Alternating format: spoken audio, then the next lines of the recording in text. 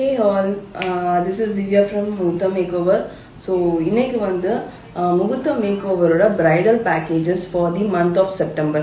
So, September month வந்துட்டு bridal package-ஆ வந்துட்டு 9999 இந்த ஆஃபர் கொடுக்குறோம். ஸோ இந்த 9999 பேக்கேஜில் என்னென்ன இன்க்ளூட் ஆகும்னா உங்களுக்கு ஒரு HD makeup, hair style, sari draping, sari pleating, lens, lashes, ஜவுரி இது எல்லாமே கவர் ஆயிரும்.